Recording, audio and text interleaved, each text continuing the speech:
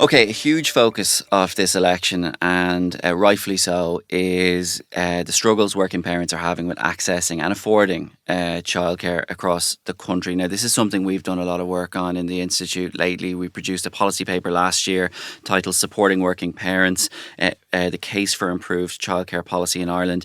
And as part of that initiative that we launched, we really got into the weeds with working parents across the country on what is their view of the childcare system and how is it impacting them. And I think some of the findings were pretty stark and very much line up with what people may be hearing in the media. But what we can say from our members is that 1/3 of members currently pay up to £1,000 a month per child on childcare fees, and an additional 1/3 pay between £1,000 and £2,000 per child per month. This is huge money, even with subsidies included. A significant majority of members reported difficulties in obtaining a childcare place. Probably almost even eclipsing the cost issue is the difficulty in getting your child a place in the actual facility. That's a huge issue at the moment, and we'll talk about how the parties are addressing that. And then just to give some exact statistics, 97% of respondents indicated that their career or working pattern has been impacted by managing their childcare responsibilities, with 45% either reducing their working hours or requesting to work flexible hours because of childcare pressures. I think this is really, the core of what we want to really advocate on, is that childcare has for so long been seen as a societal issue. This is part of our essential economic infrastructure. And, it is holding back working parents. And unfortunately, as the data will show, and it won't come as a surprise to anyone, it is women who are paying the greater degree of price in their careers. We make reference to something called the motherhood penalty in our paper. That's a very real thing for a lot of women, across the country, who have children and see their career either stagnate or fall off after they've had to exit the workforce to manage these responsibilities. So it's a red hot issue. It is. No, you're absolutely right. And I think the impact on families, on the children, on business, on society alike can't be underestimated. And to be honest, it's heartening to see such a focus on childcare in this election. I definitely don't think that was the case in the last general election. We hear it all the time. I'm a mother myself of 2 small kids. I'm in the system and I know how difficult it is. Now, the care that both my children get is absolutely wonderful, but actually getting to the point of having, constant, stable care, that was a bit of a struggle for us. And we do hear the horror stories. Like, we've heard lots of parents that are on waiting lists for 20, 30 creches. They're paying deposits just to get on the waiting list. They're putting the child's name down when they're in very early stages of pregnancy. So that's not a system that's sustainable. And also, what we do hear is that it's becoming as critical an issue as housing. So we hear from potential investors, from businesses, that they can't hire staff because the families that want to come here have nowhere to put their children. If you were to move house in the morning, the first thing you'd have to think of was, where is my child going to go in a creche facility? And that's not an ideal situation. So look, it is heartening to see the dialogue change slightly from the cost issue, which is still an issue, and I think the statistics that you read out are quite stark.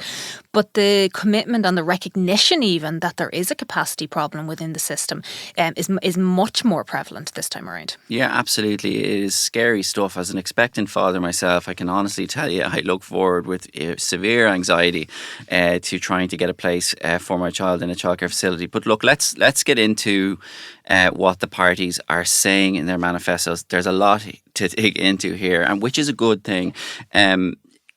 Fine Gael have put childcare at the very, very start of the manifesto. This is a top priority for them, I think it's fair to say.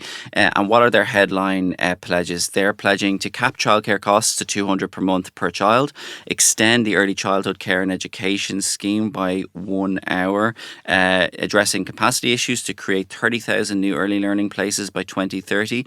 And they've also committed to begin a consultation with all stakeholders involved in the childcare arena and launch an action plan for a new childcare system within the first 100 days of a new administration. So look, there's a lot of pledges there.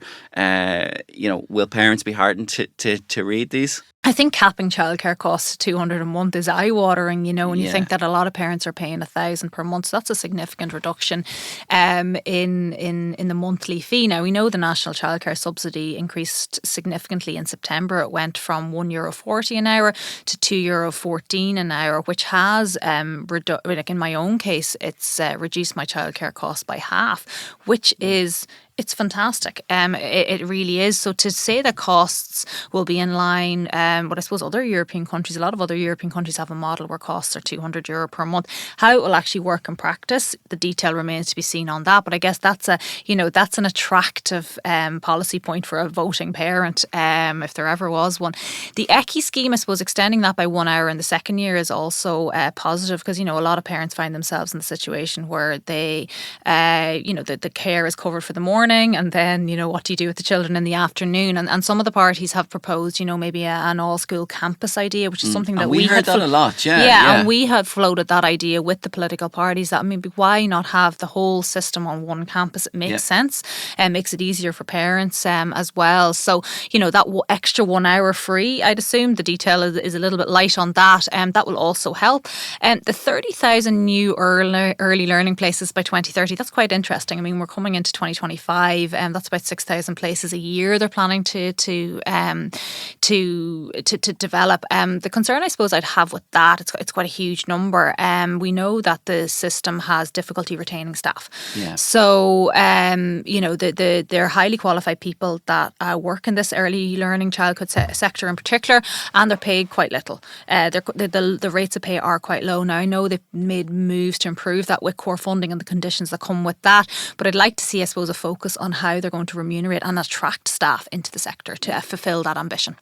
Absolutely. I think I actually think Sinn Féin do address the staff retention issue in their manifesto. We'll come on to that in a minute. From a Fianna Fáil point of view, there's a big focus on the cost in the Fianna Fáil manifesto. They're pledging to increase subsidies. They're pledging a fee reduction, kind of on par with what Fine Gael are pledging. They aim to reduce childcare fees to €200 per month per child, with the possibility of further reductions, to quote them, if economic conditions allow. Now, with the economic headwinds on the horizon, we'll see if that's feasible. I think this is important. They're planning to establish a new national childcare price register to ensure that there is transparency in fees for parents. I think that's good in any industry from a clarity point of view. And they're also committing to providing capital investment to build or purchase state-owned childcare facilities, which can then be leased to community childcare providers. So again, addressing the capacity issue head on. Yeah, no, absolutely. And I think, look, the 200 per month is similar to Fine Gael, and that's positive. And they have the caveat there if economic conditions allow, and that's understandable. The price register is great. Anything that implement or increases transparency, at least parents know when they're being overcharged and undercharged, because I think at the moment there isn't that sense of what should I be charged.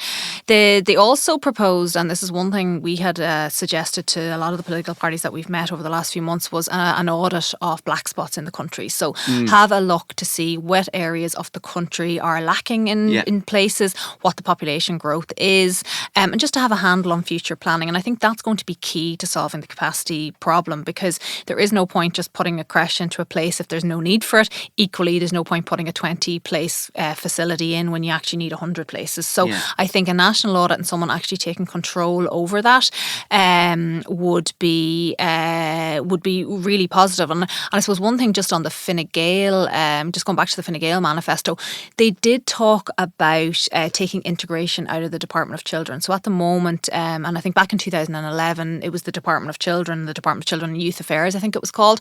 Now it's the Department of Children and a few other bits, and integration. So I know Minister Rodrigo Gorman was under a bit of pressure as to whether those two areas sit well within one department. So Fine Gael proposed that integration is taken out into its own separate department, which I think then would help. If there's such a focus on childcare, I think we need a department focused solely on childcare. Yeah, Or I'd on agree. children, sorry. Yeah, I'd agree with that.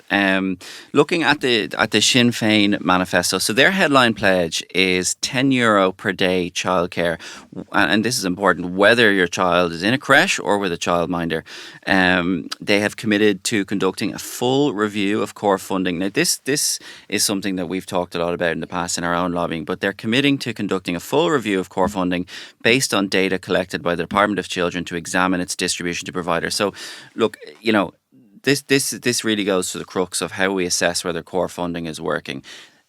Childcare providers in receipt of core funding have had to provide certain financial information to the Department of Children. They have that now. They can now actually get underneath the hood and see, okay, because there's a war of words going on in the media at the moment between, core funding isn't enough and the department saying, well, we're actually giving X, Y, and Z. So this will now be the acid test as to whether the needs of childcare providers are sufficiently being met by core funding or whether adjustment needs to be made. So I think it's positive that Sinn Féin have addressed that head on.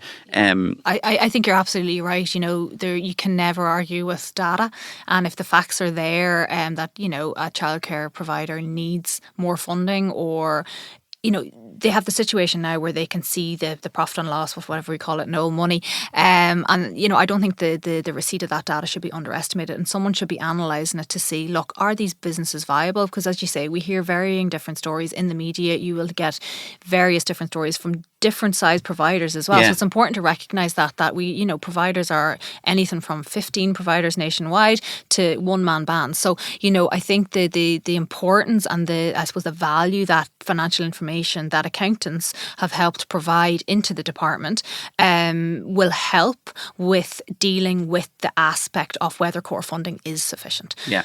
I agree. And then, just as we mentioned there a couple of moments ago, Sinn Féin also addressed the issue of staff retention. And I think any childcare provider that we've spoken to, and we've certainly spoken to a lot, is that there is a high turnover of staff retention. I suppose, as with many businesses at the moment, is an acutely difficult issue for them. So Sinn Féin have proposed to address this by providing public funding of 53.8 million to provide for the increase of the hourly wage of childcare workers by 150 initially. So they're pledging probably an incremental increase as it goes on, which I suppose, look, it's an issue. We need to improve the pay and conditions of childcare workers if they are to have a feasible long-term career in the industry. Oh, absolutely. And, I see it myself, like the workers, they're so committed and they're just so good at what they do.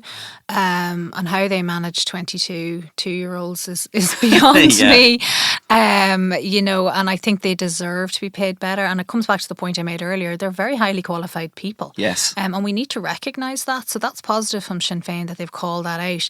And the other thing, just going back to the €10 per day childcare that they're proposing, that sounds, extremely cheap, but just to say, if you work that out, it's actually €200 per week, so it's not out of line with the other political parties. They've just packaged it in a very different way.